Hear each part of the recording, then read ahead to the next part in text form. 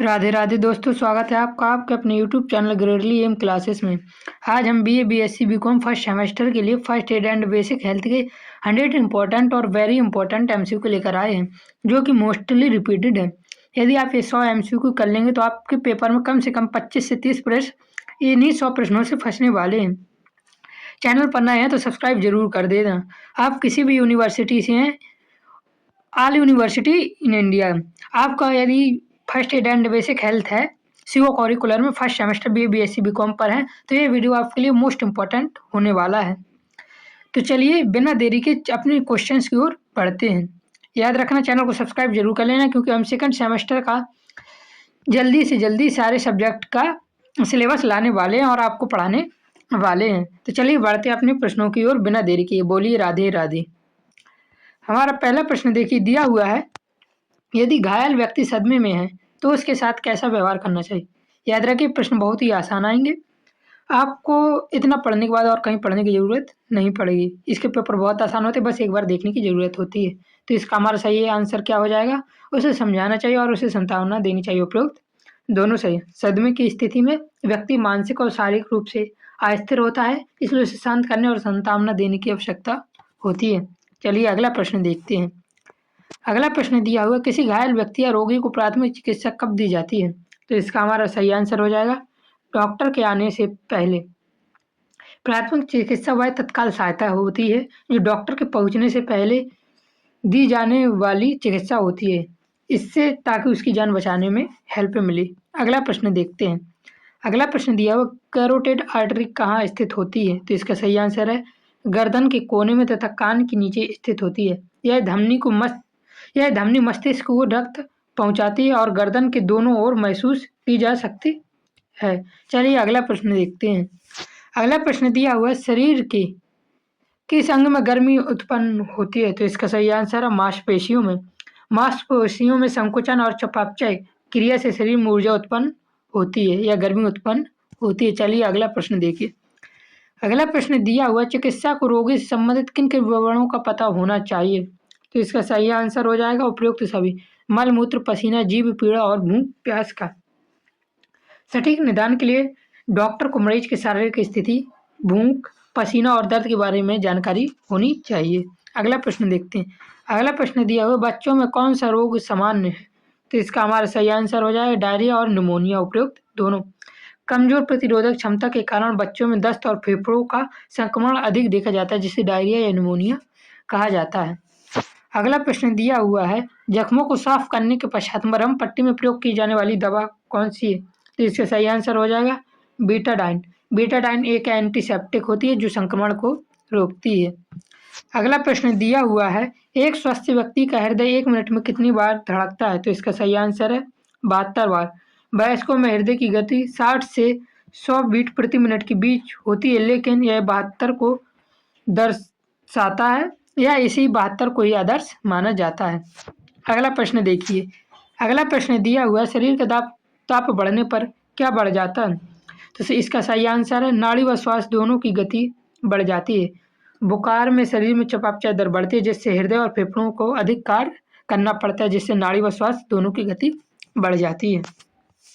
अगला प्रश्न देखिए, दिया हुआ है, हाथ कब कब धोने चाहिए। तो इसका सही आंसर हो जाएगा भोजन व से पहले व बाद में, छींकने खांसने या नाक साफ करने के बाद, बीमार या घायल को छूने के पहले व बाद में। अगला प्रश्न देखिए। अगला प्रश्न दिया हुआ, घायल व्यक्ति को सीपीआर कब तक देना चाहिए। जब तक वह स्वयं सांस न लेने लगे। घायल व्यक्ति को तब तक सीपीआर देना चाहिए जब तक वह सांस न लेने लगे। अगला प्रश्न देखते हैं। अगला प्रश्न दिया हुआ है, पल्स यानी नाड़ी की जांच करने के लिए कितना समय लगता है। तो इसका सही आंसर है 8 से 10 सेकंड। आपातकालीन स्थिति में श्वसन और नाड़ी की जांच से कम 5 और अधिकतम 10 सेकंड तय करता है, इसलिए इसका सही आंसर है 8 से 10 सेकंड के बीच। एंटासिड सिरप किस काम आता है। तो इसका सही आंसर है पेट की जलन व अपच में। यह पेट के अतिरिक्त अम्ल एसिड को बेअसर करके जलन से राहत देता है। अगला प्रश्न दिया हुआ है, 4 से 7 वर्ष के बालक की नाड़ी की गति प्रति मिनट होती है। तो इसका सही आंसर है 90 से 100 बार। छोटे बच्चों की हृदय की गति वयस्कों की तुलना में अधिक होती है। अगला प्रश्न देखिए। अगला प्रश्न दिया हुआ, रोगी या घायल को कृत्रिम सांस कब दी जाती है। तो इसका सही आंसर है जब वह स्वयं सांस न ले पा रहा हो। फेफड़ों तक ऑक्सीजन पहुंचाने के लिए कृत्रिम श्वसन आवश्यक हो जाती है। अगला प्रश्न दिया हुआ है, श्वसन को साफ करने के बाद जख्म को साफ करने के बाद मरहम पट्टी में प्रयोग की जाने वाली दवा है। तो अभी बताया था बीडाटीन क्रीम, या घाव को कीटाणुओं से सुरक्षित रखती है। अगला प्रश्न दिया हुआ है, मरीज या घायल व्यक्ति को किस प्रकार रखना चाहिए। तो इसका सही आंसर हो जाएगा उपयुक्त सभी। आरामदायक स्थिति में, होश में और गर्म स्थिति में रखना चाहिए। व्यक्ति को गर्म रखना, होश में बनाए रखना और आरामदायक स्थिति प्रदान करना महत्वपूर्ण होता है। अगला प्रश्न देखिए, अगला प्रश्न दिया हुआ, घायल व्यक्ति की जान बचाना किसका मुख्य लक्ष्य है। तो इसका सही आंसर हो जाएगा प्राथमिक चिकित्सा का, परिवार का और समाज का। तीनों का घायल व्यक्ति की जान बचाना मुख्य लक्ष्य है। अगला प्रश्न देखिए, दिया हुआ है, बेहोशी की अवस्था में जीभ क्या हो जाती है। बेहोशी की अवस्था में गले के पीछे गिर जाती है। मांसपेशियों के ढीले पड़ने से जीभ पीछे में गिरकर वायु मार्ग को अवरुद्ध कर सकती है और जिससे जान भी जा सकती है। अगला प्रश्न देखिए, दिया हुआ है, यदि किसी की हड्डी टूट जाए तो उसे क्या करना चाहिए। यदि किसी की हड्डी टूट जाए तो उसे सीधा कर दर्द कम करने का प्रयास करें। टूटे हुए हिस्से को सहारा देकर स्थिर रखना चाहिए ताकि दर्द और क्षति कम हो। अगला प्रश्न देखते हैं।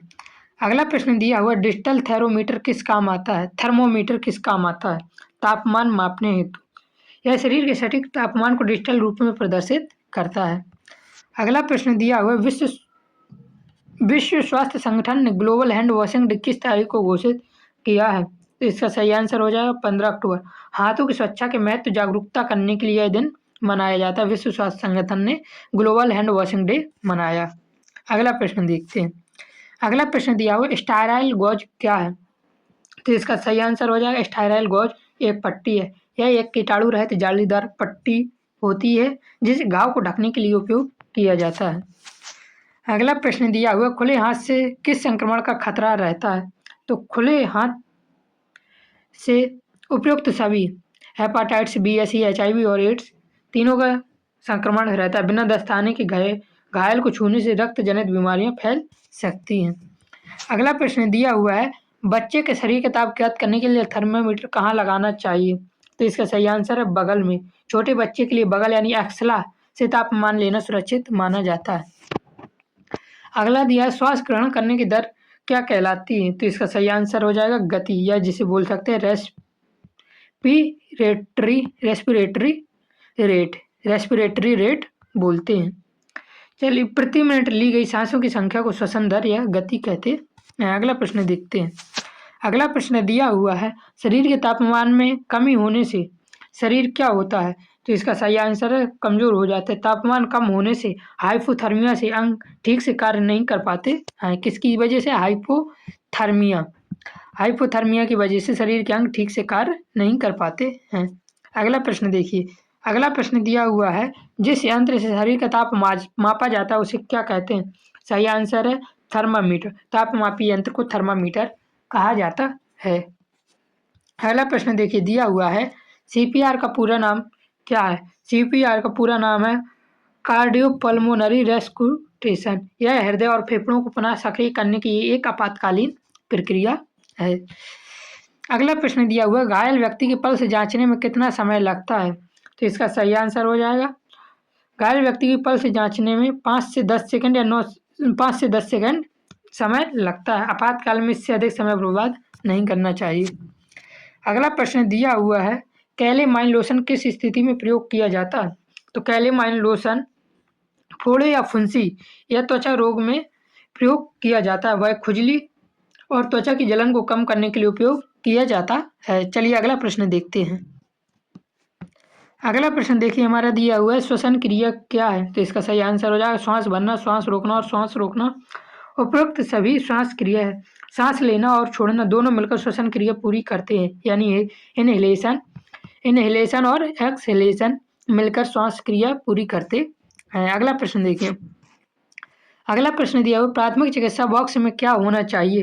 तो इसका सही आंसर हो जाएगा दर्द निवारक दवाइयाँ, डेटॉल, सेवलॉन, रुई, विभिन्न पट्टियाँ, उपयुक्त सभी इसका हमारा सही होना चाहिए। एक पूर्ण फर्स्ट एड किट में दवाइयाँ, पट्टियाँ और एंटीसेप्टिक होना जरूरी होता है।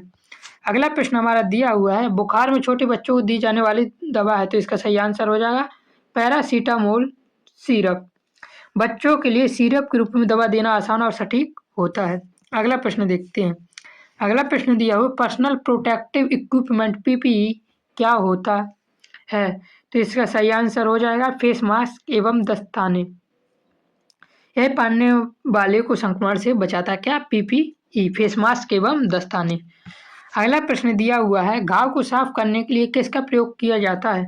इसका सही आंसर हो जाएगा सेवलॉन सॉल्यूशन का प्रयोग किया जाता है। एंटीसेप्टिक घोल से घाव के कीटाणु साफ हो जाते हैं। अगला प्रश्न दिया हुआ है शरीर में पानी की कमी या दस्त होने पर प्रथम उपचार क्या है? तो इसका सही आंसर हो जाएगा ओआरएस घोल। ओआरएस का फॉर्म होता है ओरल रिहाइड्रेशन सॉल्ट्स। यह शरीर में इलेक्ट्रोलाइट्स की कमी को पूरा करता है। इसकी कमी को पूरा करता है, याद रखना, इलेक्ट्रोलाइट्स की कमी को पूरा करता है। कौन पूरा करता है? ओआरएस। और यह पानी की कमी दस्त होने पर देना चाहिए। हड्डी टूटने पर सहारा देने के लिए क्या प्रयोग किया जाता है? तो इसका हमारा सही आंसर हो जाएगा स्प्लिंटर, जिसे खपच्ची भी बोलते हैं। यह टूटी हुई हड्डी को हिलाने से रोकता है।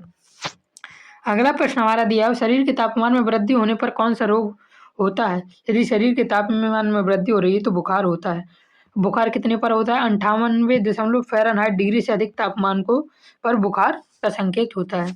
अगला प्रश्न देखिए दिया हुआ है रोगी या घायल की स्थिति जानने के लिए किस किस की जांच की जाती है? तो इसका सही आंसर हो जाएगा नाड़ी स्वस्थ गति, रक्त परिसंचरण और इसलिए उपयुक्त सभी। नाड़ी श्वसन और परिसंचरण जीवन के प्रमुख लक्षण हैं।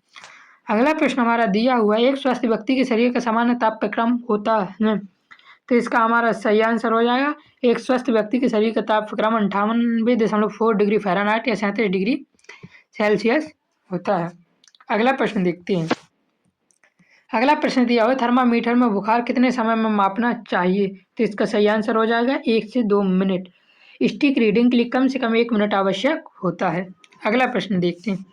अगला प्रश्न हमारा दिया हुआ है संक्रमण से बचाव के लिए चिकित्सा को क्या करना चाहिए? संक्रमण से बचाव के लिए दस्ताने पहनने चाहिए और हाथ धोने चाहिए। हाथ धोना और दस्ताने पहनना संक्रमण रोकने का फर्स्ट एड यानी प्राथमिक उपचार है। अगला प्रश्न देखिए। अगला प्रश्न दिया हुआ समाज व राष्ट्रीय नेताओं के हाथ स्वच्छता के लिए कब प्रेरित किया? तो इसका सही आंसर है 2008 में ग्लोबल हैंड वॉशिंग डे की शुरुआत हुई थी। कब हुई थी? 2008 में हुई थी। अगला प्रश्न दिया हुआ है पट्टी कैसी बांधनी चाहिए? ढीली कसी हुई, न ढीली न कसी हुई। इसका सही आंसर हो जाएगा न ढीली न कसी हुई। बहुत कसी पट्टी रक्त प्रवाह रोक सकती है और बहुत ढीली पट्टी घाव को सुरक्षित नहीं रखेगी, इसलिए ना ढीली होनी चाहिए ना ही कसी होनी चाहिए। अगला प्रश्न दिया हुआ पट्टियाँ कितने प्रकार की होती हैं? पट्टियाँ मुख्यतः 2 प्रकार की होती हैं, त्रिकोणीय और गोल पट्टी। अगला प्रश्न देखते हैं। अगला प्रश्न दिया हुआ है घाव पर बांधी जाने वाली पट्टी होनी चाहिए। घाव पर बांधी जाने वाली पट्टी साफ और कीटाणु रहित यानी उपयुक्त दोनों सही होनी चाहिए। गंदी पट्टी घाव में संक्रमण पैदा कर सकती है, इसलिए पट्टी को साफ और कीटाणु रहित होना चाहिए। अगला प्रश्न दिया हुआ कौन सी गांठ खिंचाव से खुल जाती है? उस गांठ का क्या नाम है? तो इसका नाम है ग्रैनी नॉट। यह एक सुरक्षित गांठ है जो आसानी से फिसल जाती है। अगला प्रश्न देखिए दिया हुआ है। अगला प्रश्न दिया हुआ है अस्पताल में अधिकतर किस पट्टी का प्रयोग होता है? अस्पताल में अधिकतर कौन सी पट्टी का प्रयोग किया जाता है? तो इसका हमारा सही आंसर हो जाएगा गोल पट्टी, जिसे रोलर बैंडेज कहते हैं। रोलर बैंडेज का प्रयोग अस्पताल में मुख्यतः होता है। यह अंगों पर लपेटने के लिए सबसे अधिक उपयोग की जाती है। अगला हमारा 50 प्रश्न दिया मूर्छित व्यक्ति को कंधे पर डालकर ले जाने की विधि कहलाती है। इसे कहते हैं फायरमैन लिफ्ट। यह एक व्यक्ति द्वारा घायल को ले जाने का प्रभावी तरीका है। इसे क्या कहते हैं? Fireman lift. अगला प्रश्न देखिए। अगला प्रश्न दिया हुआ है पाचन की क्रिया प्रारंभ होती है। तो इसका सही आंसर है मुख से या मुख गुहा यानी बक्कल कैविटी से या मुख से प्रारंभ होती है। मुख में लार यानी सलाइवा से मिलते ही कार्बोहाइड्रेट का पाचन शुरू हो जाता है। कार्बोहाइड्रेट में किसका पाचन? स्टार्च का पाचन शुरू हो जाता है। चलिए अगले प्रश्न की ओर। अगला प्रश्न दिया हुआ है दुर्घटना स्थल से घायल को स्थानांतरित करने से घायल को सांत्वना मिलती है, घायल को चिकित्सा प्राप्त होती है, घायल को प्राणों की रक्षा होती है, उपयुक्त सभी इसका सही आंसर हो जाएगा। चलिए अगला प्रश्न देखते हैं।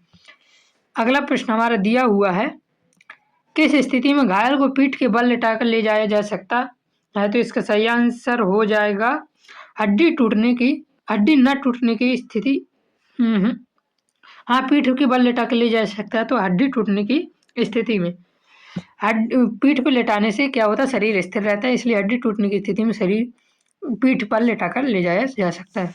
अगला प्रश्न दिया हुआ है, रीफ नॉट का प्रयोग कौन करता है? तो इसका सही आंसर हो जाएगा डॉक्टर एवं प्राथमिक चिकित्सक। यह समतल होती है और चुभती नहीं है, इसलिए पट्टियों में इसका प्रयोग होता है और कौन करता है? डॉक्टर करता है। अगला प्रश्न दिया हुआ है, पट्टियों का प्रयोग क्यों किया जाता है? घाव या चोट को ढकने के लिए, रक्त प्रवाह रोकने के लिए, सूजन कम करने या ना होने देने के लिए, उपयुक्त सभी हो जाएगी के लिए हो जाएगा। घाव की सुरक्षा, रक्त रोकने और सूजन कम करने के लिए पट्टियां जरूरी होती हैं। अगला प्रश्न दिया हुआ है, घाव पर लगाई जाने वाली दवा है, तो इसका सही आंसर हमारा क्या हो जाएगा? बेटाडीन। बेटाडीन यह एक कीटाणु नाशक दवा है, पहले भी मैं बता चुका हूँ। अगला प्रश्न दिया हुआ है, झोला या गोफन। झोला या गोफन स्लिंग का प्रयोग किसे सहारा देने के लिए किया जाता है? हाथ या भुजा को। कोहनी या कंधे की चोट में हाथ को सहारा देने के लिए स्लिंग का उपयोग किया जाता है, यानी झोला या गोफन या स्लिंग भी कहते हैं। अगला प्रश्न देखिए, दिया हुआ है, एक स्वस्थ व्यक्ति 1 मिनट में श्वसन दर कितनी बार होती है? तो सही आंसर हो जाएगा 15 से 18 बार। आराम की स्थिति में सामान्य व्यस्क 12 से 18 बार सांस लेता है, यहाँ पर हमारा 15 से 18 बार दिया है, तो यही सही आंसर हो जाएगा। चलिए अगला प्रश्न देखते हैं।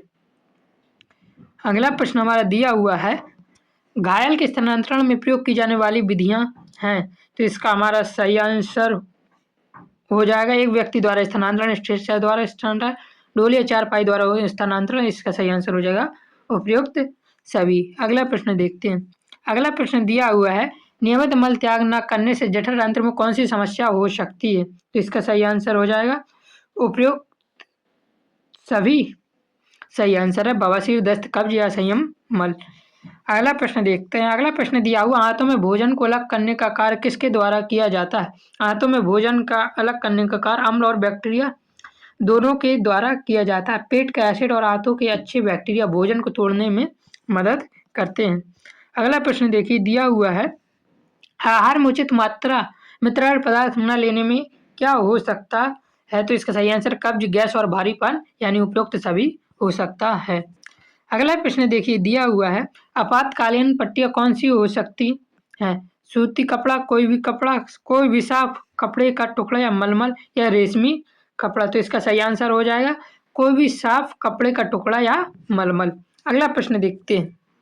अगला प्रश्न दिया हुआ है, गोल पट्टियों का प्रयोग अधिकतर कहाँ किया जाता है? तो गोल पट्टियों का प्रयोग अधिकतर अस्पताल में किया जाता है। रोल बैंडेज का पेशेवर उपयोग अस्पतालों में अधिक होता है।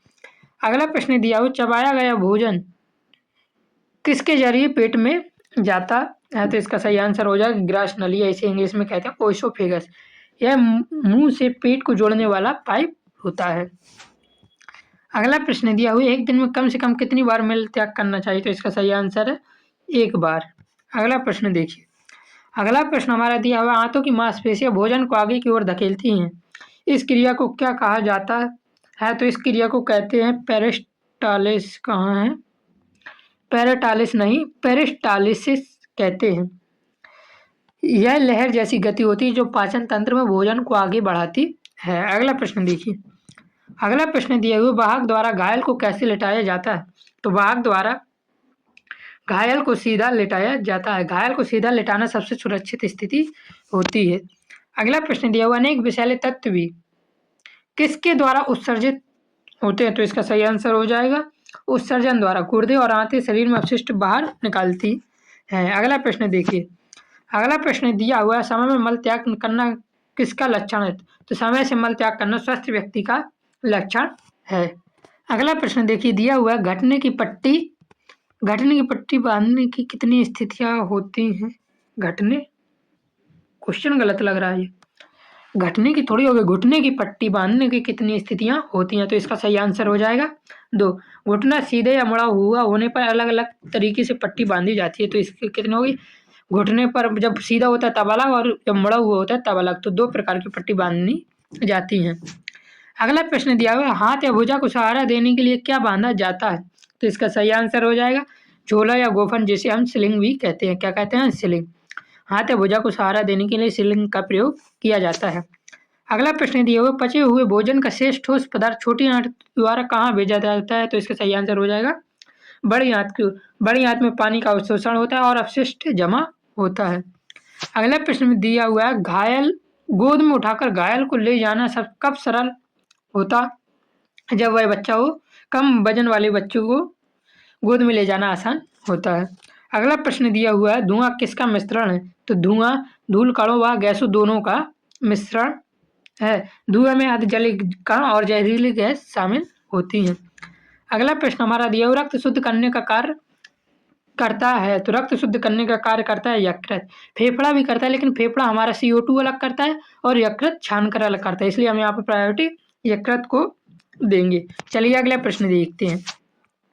अगला प्रश्न दिया, श्वसन क्रिया के भाग हैं, तो इसका सही आंसर होगा प्रश्वसन और निश्वसन उपयुक्त दोनों, क्योंकि इनहेल और एक्सहेल सांस लेना और सांस छोड़ना, प्रश्वसन यानी सांस लेना, निश्वसन यानी सांस छोड़ना, प्रश्वसन यानी इनहेलेशन, निश्वसन यानी एक्सहेलेशन, श्वसन क्रिया के दोनों ही भाग हैं।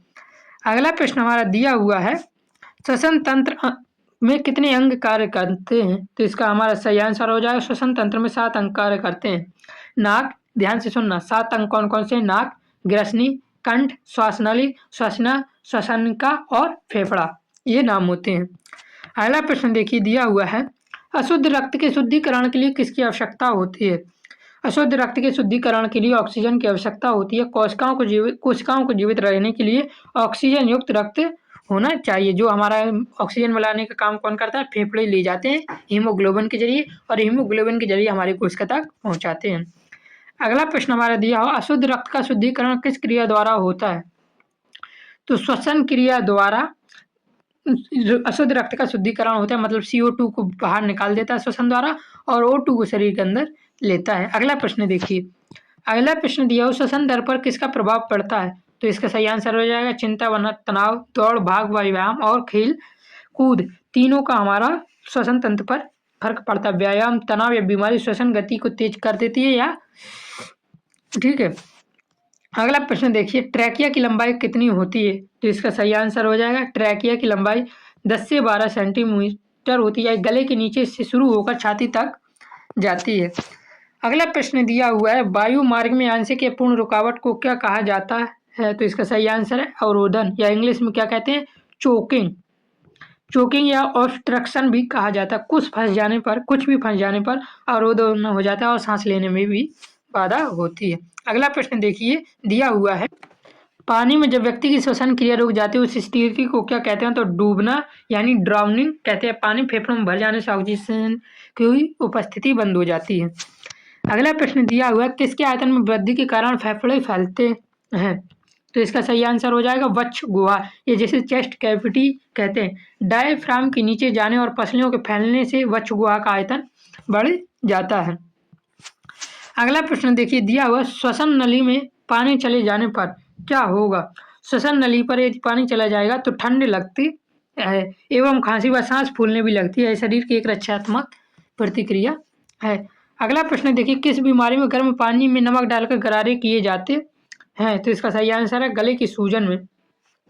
नमक पानी की सूजन और बैक्टीरिया को कम करने में मदद करता है। नमक पानी गले की सूजन और बैक्टीरिया को कम करने में क्या करता है? मदद करता है। अगला प्रश्न हमारा दिया हुआ है, गले में सूजन होने की आशंका अधिकतर किस मौसम में होती है? तो इसका सही आंसर हो जाएगा ठंड में। वायरल संक्रमण सर्दियों में अधिक सक्रिय होते हैं। चलिए देखते हैं अगला प्रश्न। तो इसका सही आंसर क्या है? ठंड है। अगला प्रश्न देखिए, दिया हुआ है, गले में सूजन होने पर कौन सा भोजन करना चाहिए?